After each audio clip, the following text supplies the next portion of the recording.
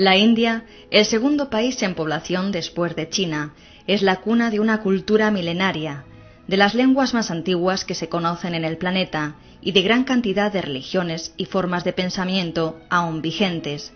Su vasto territorio ha albergado a multitud de pueblos, etnias y religiones que durante siglos han aprendido a convivir dando lugar a una espléndida cultura. La civilización india abarca una realidad geográfica determinada, la península del Indostán, que engloba actualmente 3 países diferentes, la India, Pakistán y Bangladesh. Con forma de triángulo invertido, el cabo Comorín, su punto más meridional, separa las 2 costas indias, la Malabar, bañada por el mar Arábigo, y la costa Coromandel, abierta al Golfo de Bengala. Al norte, el imponente Himalaya, con el Karakorum y el Hindu Kush, cierra la península. Grandes ríos la cruzan como el Indo, el Ganges, el Brahmaputra, el Godavari o el Krishna. Sus aguas, alimentadas por el monzón, hacen crecer ciudades populosas como Calcuta, Kanpur, Delhi o Bangalore.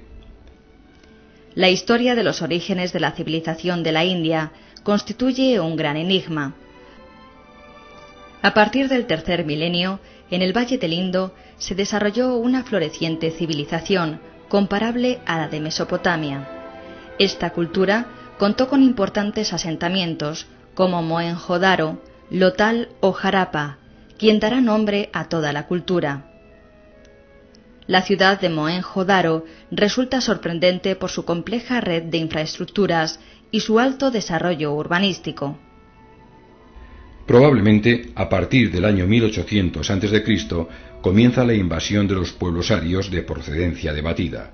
Entre los siglos VII y VI se crean numerosos principados tribales a lo largo del Ganges, siendo el más importante el de Magadha. En el siglo VI nacieron Buda y Jina, fundadores del budismo y del jainismo, respectivamente, 2 religiones que jugarán un papel fundamental en la cultura india. La expedición de Alejandro Magno a la India en el año 326 a.C. produjo la entrada de la influencia griega en la región. La dinastía Maurya, que gobernó en la India entre los años 322 y 187 a.C., configuró el primer imperio bien documentado. El emperador residía en Pataliputra, desde donde gobernaba sobre las capitales provinciales Taxila, Taxali, Ujjain y Subarnagari. Los gobernantes Maurya son los creadores del primer arte indio.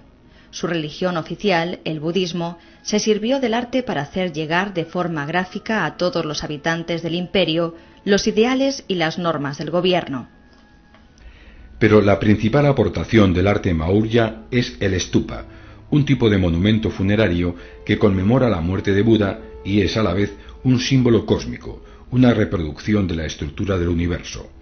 Entre los stupas más conocidos, el número 1 de Sanchi es uno de los más representativos del arte indio. El siguiente gran momento de la civilización india es el llamado Imperio Gupta, entre los siglos IV y V después de Cristo. El imperio, a partir de un pequeño núcleo inicial en el valle del Ganges, se extendió por casi todo el norte de la India actual. La estabilidad social, la tolerancia religiosa, la paz continuada y el enriquecimiento económico dieron lugar a uno de los periodos más brillantes de la historia de la humanidad, en el que se realizaron las pinturas de Ajanta, la Capilla Sistina de Oriente.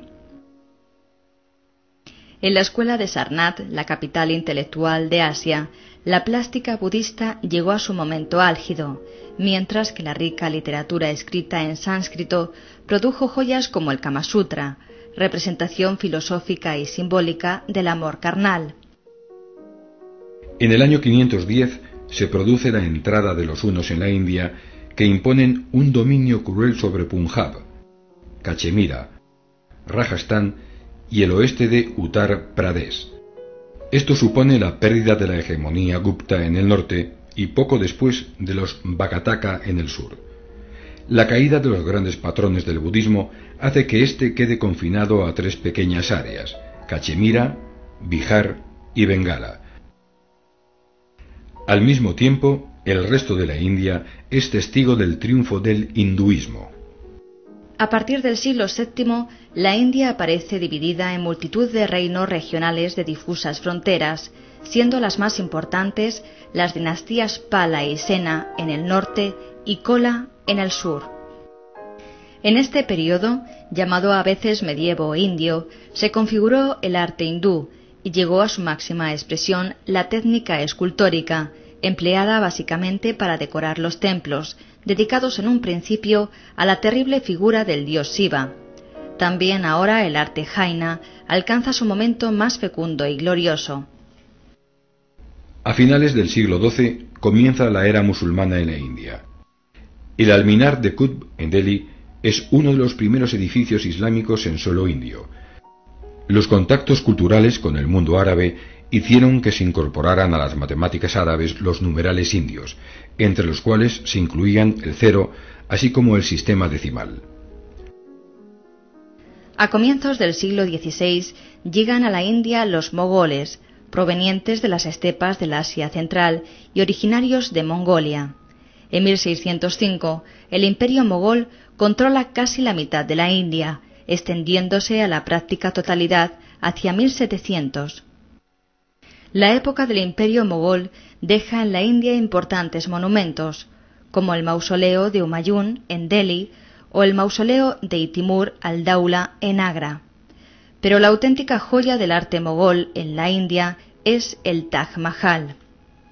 Construido en mármol blanco veteado y translúcido, el edificio responde al deseo de Shah Jahan de construir un mausoleo en memoria de su esposa Mumtaz Mahal, de la que estaba perdidamente enamorado. Jade de China, calcedonia de Egipto y perlas y ámbar de Damasco fueron empleados por 20.000 obreros que trabajaron de día y de noche y a lo largo de 20 años en la construcción de este auténtico poema de amor en piedra. A partir del año 1700 comienza el declive mogol. La rica y próspera India observa desde hace tiempo cómo en sus costas se asientan enclaves comerciales portugueses, franceses, holandeses y británicos. En 1857 el imperio mogol dejaba de existir y la India pasaba a estar controlada por Inglaterra. La perla de la corona británica finalmente consiguió su independencia en 1947 gracias a líderes como Nehru o Gandhi. La India, país heterogéneo y complejo, donde conviven lenguas, religiones y culturas diferentes, ha sabido ser también un mundo volcado en la sensualidad, con magníficas dotes para la construcción de templos exuberantes. En definitiva, se trata de una civilización en la que conviven con fuerza pasado y presente, haciendo que los hombres y las formas adquieran un talante tolerante, siempre abierto a la llegada de nuevas influencias.